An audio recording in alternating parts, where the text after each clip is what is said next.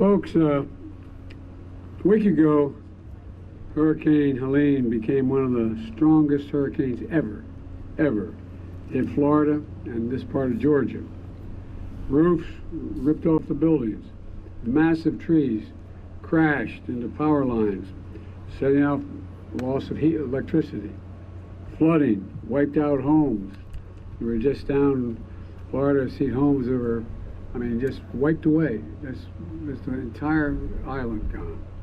Families, they lost everything, including loved ones, including family members. And I know it isn't the first time. Just over a year ago, a major hurricane hit these same communities. A couple months ago, Hurricane Debbie did the same thing. 3 in a row. 3 in a row. You've been through hell. 3 in a row. And I want you to know, I see you, I hear you, I agree with you, and I promise you we have your back. We're going to stay until you're restored. Earlier today, I was briefed by Florida officials on the damage, and I met with first responders who've been working non-stop to provide aid and support to survivors. I did a walking tour of Keaton Beach with a bipartisan group of officials to survey what a 15-foot surge, some places went as high as 3 stories, does to a coastal community. Then I came here to Georgia to meet all of you to see firsthand how you're doing as well, because we're really in this together. We're separate states, but we're the United States of America. I want to thank Governor Kemp, who I spoke with again this morning. And Senator Warnock is behind me, Senator Austin Scott, Representative Sanford Bishop, old friends. In moments like this, it's time to put politics aside. Again, it's not one state versus other, it's the United States. You know, no Democrats or Republicans out here. It's what we do to make sure we restore the economy. Only Americans are here. I've been committed to being president for all America. In fact, all the major bills we've gotten passed, from over $1 trillion bill relating to infrastructure to a $368 billion bill on dealing with climate, a whole range of bills we got passed. Well, guess what? The fact of the matter is, more money from those bills have been spent in red states than in blue states. More in red states than blue states.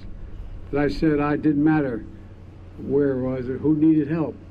Not based on party, who needed help. And I mean it sincerely. So you can check it out. Our job is to help as many people as we can. As many as we can. And also, by the way, when you do that, I hope we begin to break down this rabid partisanship that exists. I mean that sincerely. There's no rationale for it. There's no rationale for it. And so, it doesn't matter who we help, it's who's needed help. And look, we're going to help as many people as we can. That's why, days before the storm hit, I pre-positioned extensive resources on the ground throughout the Southeast, extensively. First responders, search and rescue teams, food, water, ambulances. Before Helene had made landfall, I also immediately improved emergency declarations your governor and others asked for. And so all of us could focus on the first responders and standing up emergency operations centers. That was the focus. And yesterday, I approved Governor Kemp's request for a federal government to cover 100% of the cost for debris removal and emergency protective measures for 3 months, 100%. I must tell you, your senator had a little bit to do with that when he called me beforehand. But all kidding aside, we're doing the same for Florida as well as we're doing for North Carolina. Folks, this is going to pay for the urgent work to clear the mud, remove the downed trees, provide temporary housing. And on top of this, the Department of Agriculture, and I have with me the Secretary of Agriculture today, is on the ground to support farmers, ranchers, and small businesses impacted by this storm. And FEMA teams are literally knocking on doors to register folks so they can receive assistance, to buy what they urgently need, from prescription drugs if they lost everything. Well, for example, I was just down in Florida. One home, what people really worry the most about is not just losing their home, it's they lose everything that mattered to them. They move, they lose that picture of their mom and their dad. when they were kids. They look, I mean, all the things that personal. They look at that family jewelry, the ring that was the engagement ring, all those things.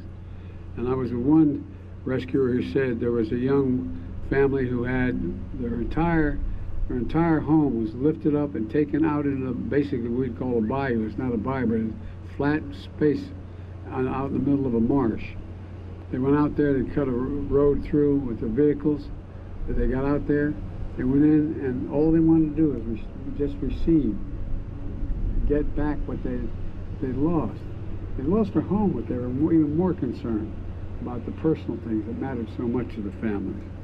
And so this is going to pay, as I said, this 100% to clear all the things that need to be cleared. And on top of this, the Department of Agriculture is on the ground supporting ranchers, farmers, and small businesses. And as I said, the FEMA teams are knocking on doors to register people so they can receive assistance. Think of all the people out there throughout the country here in the Southeast that they need prescriptions filled. They don't have the money. They've lost everything. They don't have any way to fill their prescriptions. Or baby formula. They can't afford it. They don't know where to get it, how to get it. And so we're registering folks so they can receive this assistance and buy urgently needed things they badly need.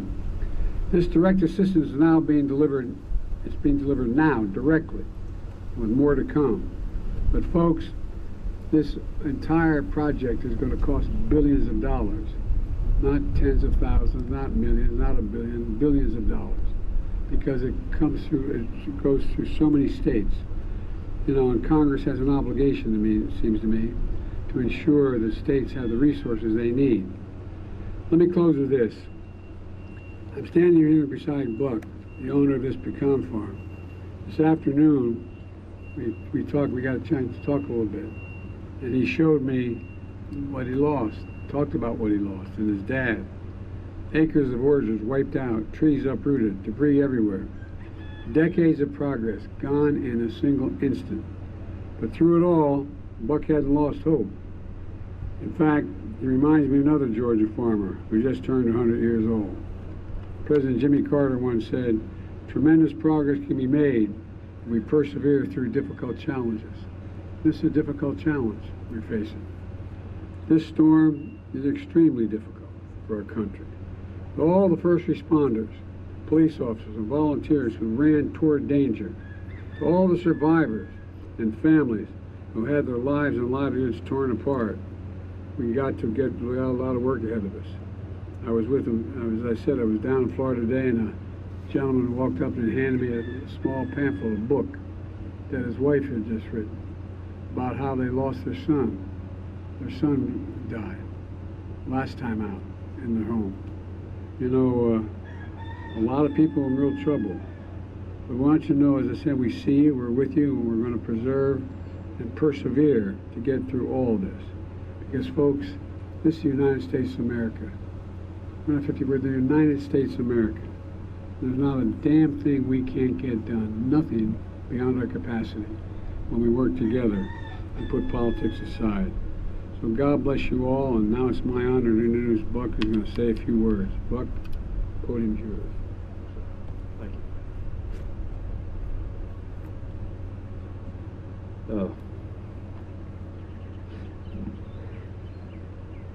I never expected to be doing something like this. You know, I just grew up to be a farmer. Didn't know I was going to follow up a president of the United States. So bear with me.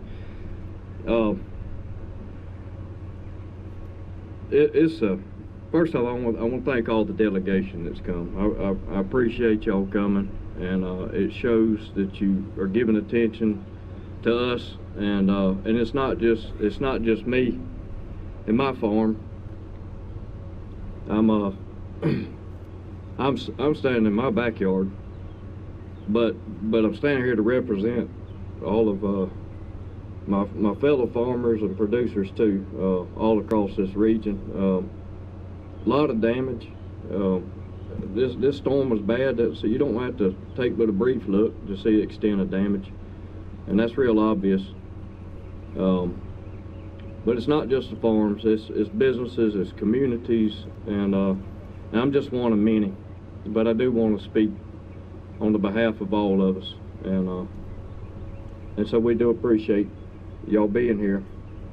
So it's a difficult situation. You know, it's been a struggle, a mighty struggle. It's disheartening. It's expensive, but you come down and you just have to realize you got to have help.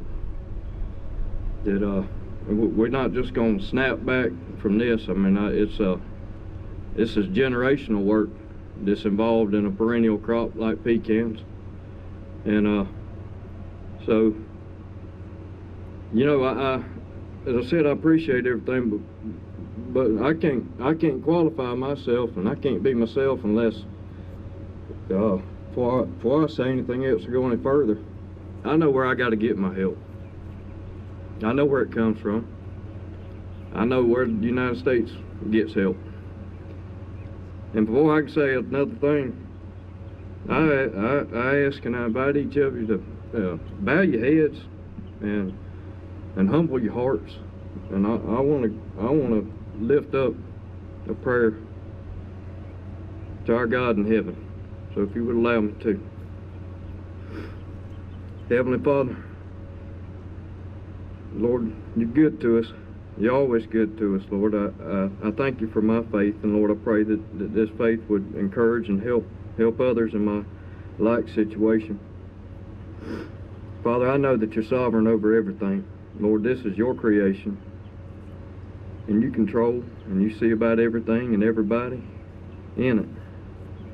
And Father, that ain't a twig, a leaf, a branch, or a root that you don't hold account of. And you give us the opportunity to tend that for you. We're just managers as farmers, and but Lord, we need the help. It all comes from you. And so Lord, I pray that help for me and my fellow growers and everybody involved in agriculture in this country. But Lord, I also pray for these that are here. Lord, you placed me to be a farmer. You placed them to be in the government. Lord, I'm standing here with the president and senators and congressmen and secretaries. Lord, you give them a place too. And Lord, I pray your wisdom be imparted to them to help them to know what to do with these problems and all the other problems, Lord, in this country. And Lord, I do pray for the perseverance of this country. I do love it, and I thank you for the opportunity of being here. I love this country. I love my state. I'm thankful to get to raise a family here, and I pray that we can continue on with so many others who are in such dire straits. So Father, I ask, please, Lord, forgive this country. Forgive us individually. Forgive us corporately. And please, Lord, give us the help. We ask in the name of Jesus Christ, amen. Amen. Y'all, I don't have a whole lot to say. I'm not real big on knowing policy, so you won't get a policy speech from me. But I know some people that do know it real good, and I count on them, and I appreciate them. And they're out there at work on our behalf. But if I can share something, it's just my heart, and my heart is for this to work. And I got a lot of friends in the business, and I can tell you they're the same way. We don't look to get handouts or things like that, but we do need the help. And I know that God can send us that help, some of that help in the way of government administration. And we so much appreciate that, and I appreciate y'all allowing me to speak. And through that administration that will be dealing with us, particularly as farmers, it'll be coming through our Department of Agriculture, and our Secretary of Agriculture, Tom Vilsack, is here, and I want to introduce him and allow him to come up and speak. And thank y'all for the opportunity. Look, thanks very much, and thanks for centering us today with your prayer. I want to start by saying the millions of people who have been impacted by the aftermath of this incredible storm weigh heavily on all of our minds, and certainly at USDA. We join our federal partners in standing ready to help every step of the way. We know the losses to agriculture in the path of this storm are significant, though it will be some time before we know the full extent of those losses. We're prepared to work with states and local government officials to provide swift support to communities, farmers, ranchers, producers, and small business owners affected by these storms. We are your partners in this effort. In addition to the fundamentals that farmers use to manage risk, such as crop insurance, USDA has a suite of disaster tools designed specifically for farmers and producers to help with things like repairing structures and fences, removing debris, help with soil erosion, pay for livestock losses, and provide assistance to help feed animals and pay for uninsured losses.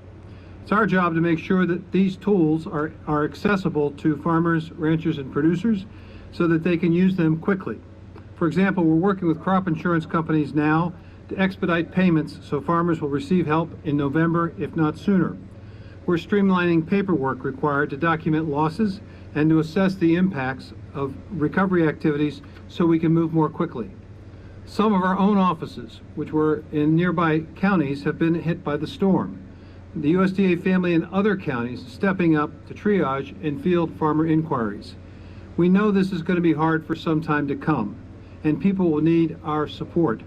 That's why I want to stress our stress hotline at 883-381-7243. If farmers need help, all they need to do is call 24/7. In addition to helping farmers, we're closely coordinating with our federal partners and have deployed over 160 staff to support FEMA's response to this storm, which includes an incident team to help clear roads here in debris in Georgia. We're pulling all levers across USDA, from the Farm Service and NRCS to nutrition assistance to rural development. We recognize that the road to recovery is a long one, and USDA is committed for the duration. I'm going to turn it over now to Mr. Derek Dawson, a lifetime farmer here in the county, who can describe more what he and his fellow producers are grappling with here in South Georgia. Derek. Good afternoon. Welcome to Lowndes County. Our county was hit with a Schedule 3 Helene hurricane, which has affected large farmers and small farmers. We are so grateful for the linesmen, the first responders, and other essential workers that have worked diligently around the clock to restore power and keep us safe. Farmers in 5 southern states have been impacted by this storm, unlike anything they have experienced before. We need assistance. We need cleanup. We need rebuilding. We need restoring the lives on the family farms. We are thankful for our local and state and federal government for providing loans and grants to assist in the recovery process. We have lost billions of dollars in the timber industry and in the pecan industry and in the row crop industry. I'm a first-generation farmer. My son, there, Joshua, is a second-generation farmer. I come to you standing before a president, what my grandmother and grandfather dream about doing. I'm living the dream here today. I'm thankful for this opportunity to speak in behalf of all farmers, but especially the small farmers, the minority farmers, the indigenous farmers, the black farmers, the ones that are not receiving the funds that we're supposed to receive. It's time that we change our way of doing business in the United States. It's time that we reach out to the family farm, the Park farms here that has lost this much, the Dawson farm, the Crawford farms. All the farms across the United States are suffering at this time. It's time to rebuild what we started on. When I was growing up, everyone had a hog, a cow, a chicken, a garden in their backyard. Now we don't have anything. We have to depend on big industries to feed us. We need to go back to where we came from, to the land, what God has blessed us with. With that saying, I thank you, and thank you for each and every one that is here and for everything that everyone is doing. Mr. President, Speaker Johnson has said a supplemental can wait until after the election. What kind of timeline do you have in mind, sir? We can't wait. Can't wait. People need help now. Thank you.